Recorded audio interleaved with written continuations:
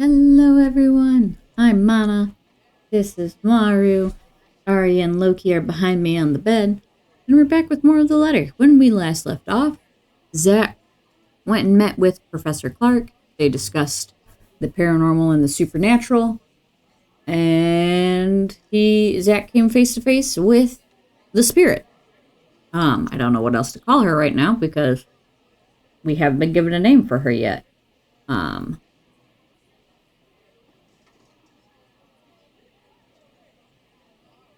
Thought there was food on my face for a second. So yeah, let's do our little journal recap here. Okay. Zachary met with Professor Andrew Clark at the library. The professor shared a few of his favorite stories about the city, including a friend's research about its urban legends. When Zach showed Hannah's distorted photos, the professor only warned him not to be reckless, and that some people deserve what's coming for them. I don't know if I agree with. I mean, I do, but I don't. I don't think Hannah deserves it.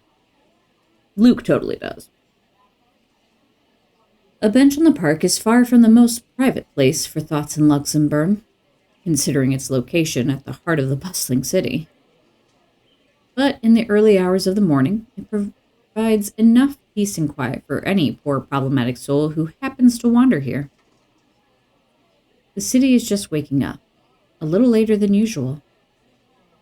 But knowing what day it is, one can't fault it for being a little tardy just this once. Yet neither the pleasant morning chill nor the soft twittering of birds does anything to banish the images. Every single one has rooted itself in my head, its claws digging deep in what is no longer a safe place to hide in. London Bridge is falling down. It used to be easy, finding some pretense of peace under the guise of sheer optimism, following regular routine. Now I don't know what to make of it. Sometimes it's easier to run, easier to hide when everything's falling apart. That way, you don't have to be the first to witness it when it does. The singing while I'm trying to read. It worked when things went bad with the movie, after all. Take a key and lock him up, my fair lady. Okay. It also worked when Mom and Pa were taken from us. Maybe it really is better if I just... Hey, mister! Hi. The tiny voice gives me a pause. When I look up, a little girl, maybe about 6 or 7, is peering at me. 2 wide eyes overflowing with what can only be the natural curiosity one typically sees in children. I vaguely note the Sankaretti uniform she's wearing before returning her greeting. Hey kid. Kylie. Kylie, okay. Kylie? That's my name. Mama said it's rude not to call people by their names. She then flops down on the empty space beside me. Her little legs, still too short to touch the ground, swings in tune with the song she hums under her breath. I don't mind kids. Nana would often invite the ones in our old neighborhood to give them treats. Of course, by then, Sis and I were both too old to play with them, but you get used to the commotion eventually.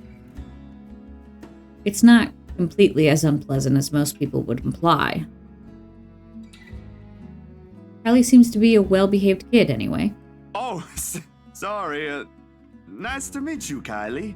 Is Mama here? No, but my big brother's with me. He's taking pictures with his camera over there. Oh, really? She points to the far end of the park, the one closest to the street, where a kid is taking shots of something above him. Doesn't look to be birds, because all there is on that side of the park are buildings. I don't see what's so interesting with the tip of a building, though. I'd take pictures of dogs if I were him. They're cuter.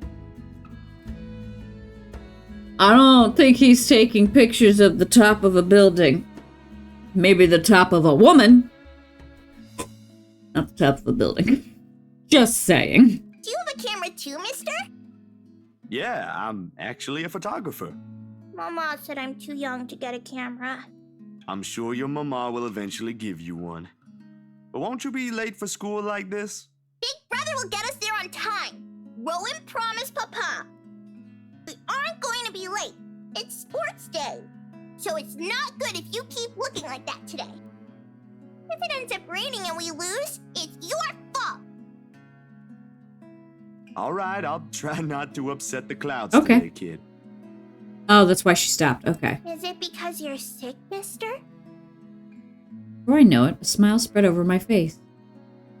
They say kids ask the toughest questions sometimes, and they sure do, with how sincere Kylie looks. Lying feels like doing her a huge disservice. No, not sick. Just having a very, very bad day. Why is that? Is that like when my big brother ate all of my pudding?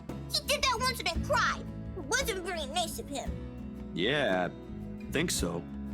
You see, there's this mean girl. She's given my friends and I a lot of trouble. I even got in a fight with my best friend because of her. Hard to keep up when things are like that, you know? Especially when you can't do anything. It's kind of scary. Makes you wish things will just stay as peaceful as they used to be. Maybe she just wants to be friends with you? I highly doubt that. She already hurt one of my friends. What if she's just sad? Or maybe she just wants help. There's a thought. I mean, she's only been writing "help me" on the walls. That's what happened with Melody. I let her borrow my crayon when she left hers. Now we're playmates. It's not really the same thing, Kylie. What she did, they're pretty bad things. I still think there's another reason. Kids are weirdly in tune with this kind of thing, so... Did you try talking to her? That's what Mama said I should do. I don't think that'll work either. You won't know until you try, man. You haven't even tried yet. You sound like Rowan. You're just scared, mister. That strikes a chord. Maybe it's the honesty in her tone, or simply the truth in her words itself. I don't know why, but I can't help it. I laugh. Loud enough to disturb an elderly couple taking a leisurely walk nearby. Why are you laughing? That's nothing. You're a really smart kid, you know that? That's what I've been doing, ain't it? Go full speed ahead, then backtrack. Whoop. Sorry. Go full speed ahead, then backtrack when the going gets tough. Stay in my safe zone, because that's what I know. Once, Dr. Navarro said I should be the first one willing to deal with my problems before anyone else. I didn't show up on our next appointment after that. But he's right. And though I hate to admit it, knowing what I've seen, but it makes a good point too. I've become so caught up thinking there might not be a way out. Maybe there isn't, or maybe there is. But that doesn't mean I should just leave it up to fate. Aren't spirits supposed to be humans before, too? Had people they cared about lived a life of their own, smiled and laughed like the rest of us does? Do they really lose all of that after Do they really lose all of it after death? You better get to school, though, or you'll miss sports day. You should have won yourself some awards, alright? Alright. Can I show it to you when I do? That can cheer people up, right? You're cute, kid. In the distance, her brother calls for her, and I took that as a sign to leave. Got things to do, to face. The first few steps, they say, are the hardest. Nah, I'm good now, I think. Thanks to you. Besides, Mister needs to go. But you should show it to Mama and Papa. I'm sure they'll be proud of you, Kylie. I will. Thanks, mister. Bye. I give her a little pat on the head before heading my way. A small gesture of thanks from a stranger she didn't know she might have helped. She may not understand it now, even though at such a young age she already has this understanding of things. But maybe when she's older. When the world no longer seems too big for her. But aren't Aren't you going to help me, mister? With what? Confused, I glanced back. Yeah, I remember this. I definitely remember you. I was hoping this wouldn't happen since I got your auntie, possessed. So, I was hoping this would be different. Oops. Whatever cheer our little talk brought has vanished under the shadows suddenly dancing in my eyes. This frigid air is most definitely not how the morning chill should feel like. Bitter, stinging, and unwelcoming. And the kid? What do you think, mister? Are you going to help me? What do you want from us? The response never comes, however. Because when I blinked, gone. Hello? Mister? Are you okay? For several passing seconds, I let my stare linger on her face, waiting for any sign of another change. Yeah, the first time I played, Kylie got possessed. Oops. But all that remains in there is the carefree smile of a child. None of the spite, none of the cold, bloody smile. Nothing. I really need to go, Kylie. It was nice meeting you.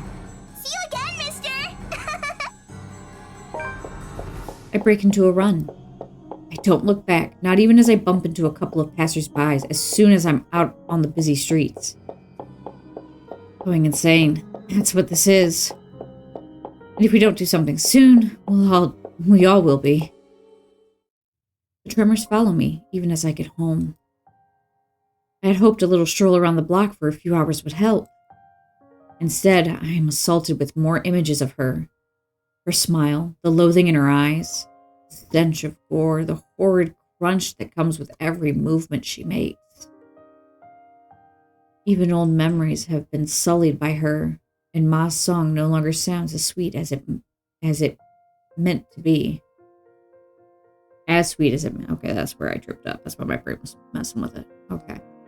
In the end, all I got is a sinking feeling I will never be rid of her image, and another ridiculous idea that may or may not even work. The sun is already hanging low on the horizon when I make it back. You left early in the fucking morning before people were up and about. How are you? What?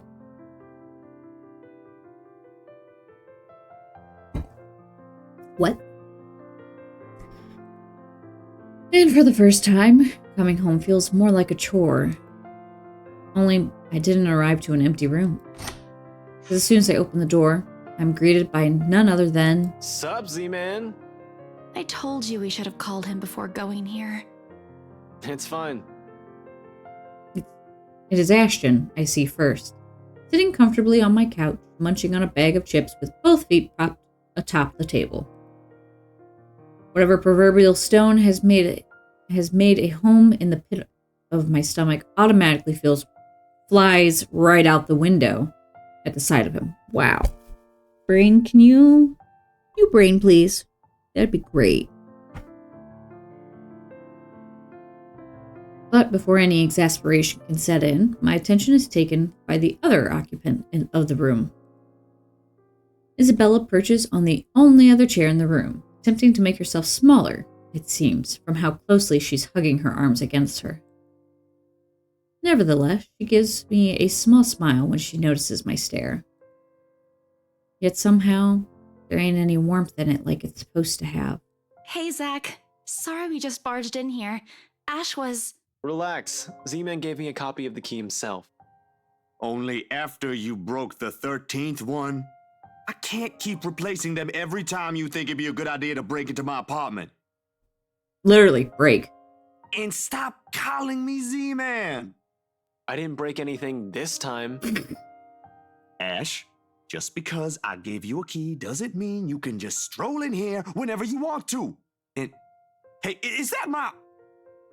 Ash smirks at me, because of course he has the gall to smirk, knowing what he did. He pops in what's very likely the last piece of chip into his mouth and folds the paper neatly on the table before throwing it in the nearby trash can. From her chair, Isabella shoots me an apologetic smile as soon as the foil hits the waste bin with a dull thunk. Common sense dictates that I should be angry. But after everything, despite things we've yet to straighten out before it blows up in our faces, having something normally play out in front of me, no matter how childish their antics can get, I can't bring myself to muster even a tidbit of it. Behind me, the television starts blaring the music for the end credits of a movie. They have likely been waiting for a while if Ash has gotten impatient enough to rummage through my cupboards and watch something. Of course he eats all of it. You know, I was saving that for the weekend. I feel that. Did you at least share some with Bella? Don't worry about it. I'm good, Zach. Really? It's free food, you know? What was that you usually say? You don't say no to free food? Right, but the owner of said free food did not offer said free food, so not the same. Then it's stealing. What happened? No, I'm just not hungry. Oh, yeah, because I'm gonna shut up. I know what they were doing at this point in time. Not that, you perverts. Ash only shrugs at the question in my eyes. I can't be the only one who finds this vibe she's giving off to be odd. And the guy has no doubt already caught wind of it. Aye. But if you want something, just say so. I've got a fully restocked pantry right here at your disposal. Still not a 5-star level thing, but for an empty stomach, it'd do. Just say the word. Thanks, Zach. Maybe next time. Food is not really what we came here for. Ash, he's the one who... She casts brief, okay, hang on. She casts a brief glance at Ash, and in an instant, he sits up. Every trace of amusement is gone from his face as he clasps his hand in front of him and leans forward. A minuscule gesture meant to ease, yet the grim expression on him tells a different story altogether. All right, you two, what's this about? I don't like those looks. If this has something to do with the other day, I really am sorry about that. Oh, the coffee shop. It was rude, and I didn't mean for it to come out that way. A short but tense pause follows. They're both stalling. Under normal circumstances, I'd wait. With these two, the more you force it, the more they'll clamp down on it. But as a handful of seconds continue to slip by, the unsettling feeling in me also grows with it. Soon it turns into impatience. Before I can demand a response, though, one of them finally speaks up. It is Ashen who first breaks it. No, don't apologize. I should have listened. How is everything with you lately, Zach? Hold on, Ash. Both of you. Did I just hear you say that? Is this why Isabella's here? Has something happened? Calm down, we're just here to check on things. So, did you meet Andrew about the photos? What photographs? Said photographs has been sitting untouched since the day I dumped them in the drawer. Isabella goes very still when I hand her this. Oh my god, Brain. You can do this. Brain, I need you to brain. Do the brain thing. Function, please. Isabella goes very still when I hand her the small stack. To her credit, she does not flinch like I'm expecting her to, and flips through each of it in silence. But while her eyes remain strangely calm, her hands have gone rigid and her mouth has set into a thin line. She, out of all people, understands what this means. In hindsight, she should have been the one I approached before Ash. What did Andrew say about them? It could be one, but there's no guarantee it's a supernatural thing. It doesn't always happen. So, that's a dead end right there. No? Well, I mean, yes, but no. Now that I think about it, bothering that guy for this feels pretty silly now. But with the dreams lately... That's all? Did he say anything about the damn letter at all? You didn't bring up the letter. Did you ask him even? I pause, glancing at him skeptically. I don't know where this sudden curiosity is coming from. But if Ashton, calm, cool, collected, always logical Ashton, takes interest in this, something or someone must have fucked shit up somewhere. Or the world is ending. Seconds pass.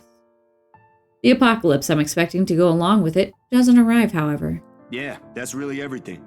The letter kind of slipped my mind. The photos were more important at that time. There was some stuff about the local horror stories, though. Talked about the curses, and he was really fascinated with the story about a wraith asking for a sacrifice to move on. God damn it, I'm sorry, I really need to keep my hand off the fucking mouse when they're talking. Kinda nasty if you ask me, but it does make sense if you simply go along with it. I'm not sure how this will help in the grand scheme of things. Why are you asking about this anyway? Rose's death isn't just a coincidence, Zach. It may have something to do with... I may have... Wait, stop right there for a sec, Bella. I thought you ain't buying this stuff, Ash. Just the other day, you said the exact same thing. I still don't, but even Rebecca, out of all people, claims there's something. Why is she... Oh yeah, she's at school, because she's a teacher. Whatever this is, someone has got to look into it. Everything about this screams shady. Are you sure you even have the time? Ain't you busy with your current case? I got taken off that one. Yeah. You didn't say you were taken off your case. I just got the news this morning. Apparently the higher-ups think I'm doing a horrendous job at it. It doesn't matter though. If these two cases are connected like I initially thought, then regardless, I'm on the right track. Are you sure we should even be doing this? Doing what exactly? There's some place we'll visit after this. Too vague for comfort, Ash. And please don't tell me you're bringing her with you. His affirmation... Excuse me, my brain is just not cooperating. His affirmation comes in the form of a stare, but that alone says all I need to know. What I pointed out gives him pause, and his voice is thick with hesitation when he addresses Isabella. You know what? Zach's right, Isabella. You don't have to come with me. It's not myself I'm worried about. It's you. I'll just do this myself, if it'll get you into more trouble with your superiors. At least I can make up an excuse why I need to be there. Don't be ridiculous. You're not walking in there without me. Besides, I think it's a little too late to back out now. Have you two seen the news this morning? I haven't, actually. Mama called, and I was busy.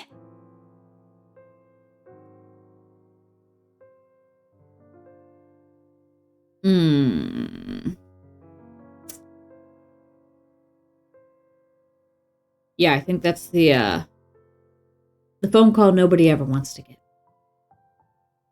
If I remember right, that was the call she got. The change in the air around her, while small, cannot have gone unnoticed, and it takes every willpower not to ask.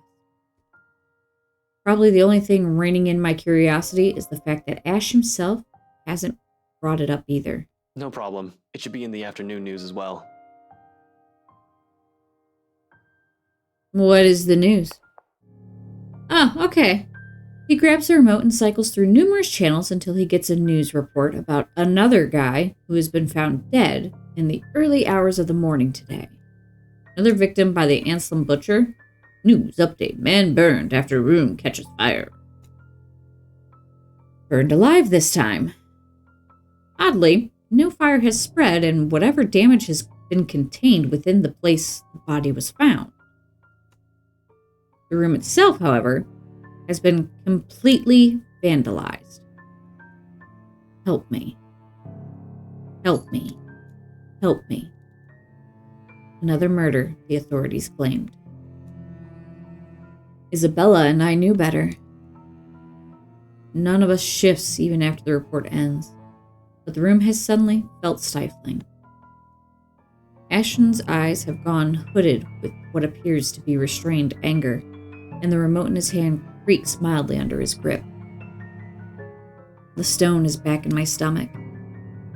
A tiny little thing gripping at my insides, growing with every passing second as the dread sinks in.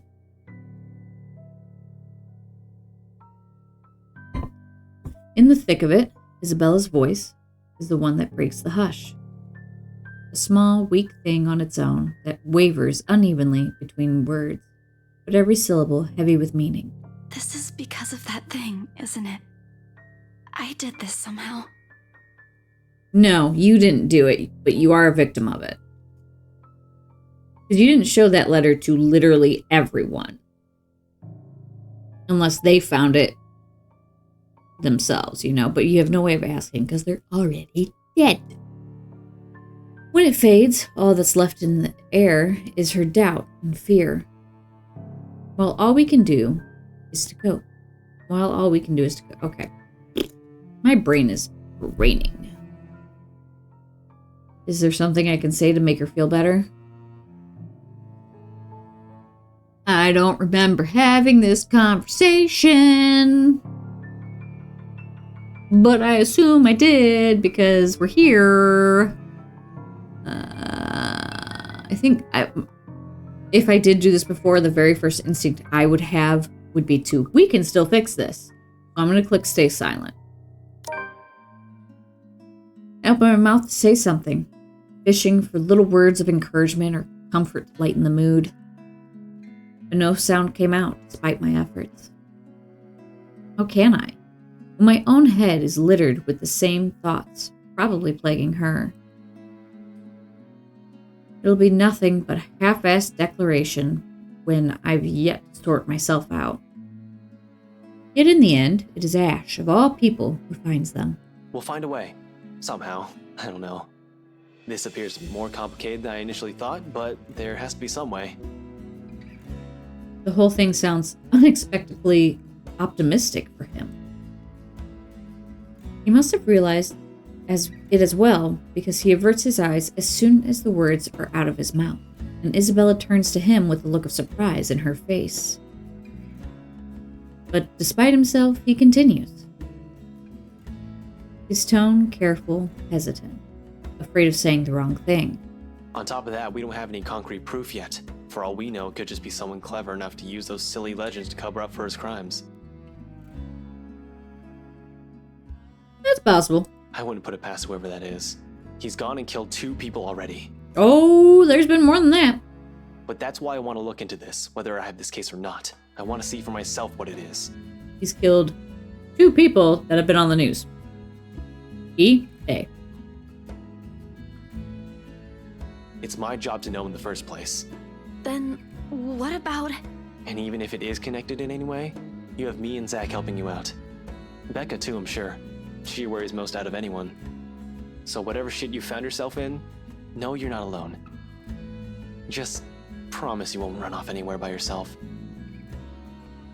Ash rarely ever lies when it matters. Even if finding the right things to say is difficult for him, his words burn with nothing but the simple truth in them. But Isabella doesn't answer.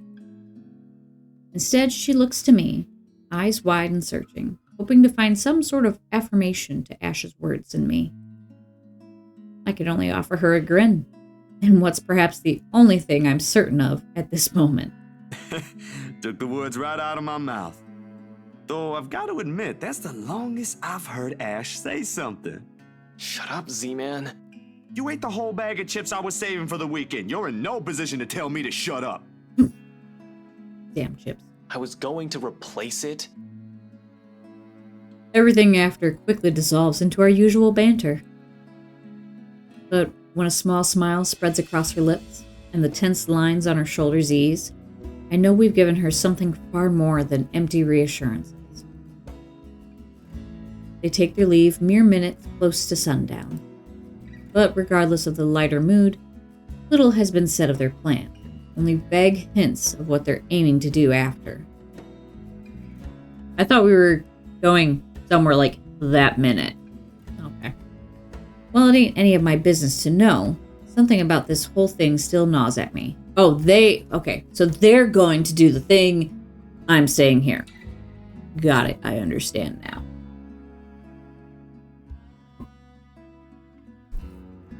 There's my mom. A tiny passing thought urges me to do something as well. I don't know how much is left of this section. I really would hate to end it here and then have the next part be 5 minutes long because I ended it. But because I can't know all things and can't remember shit, I'm going to call it here. And when we pick back up, we're going to go do whatever it is Zach thinks is a good idea at this time. We'll find out, I guess. I don't have any fun updates. Not a lot going on. Just kind of hanging out, trying to get through the October slide. Yay. I'm still alive. Trying to be. Anywho, I hope you all have a wonderful day, and remember to do something nice for a stranger today. You just might save a life. Bye.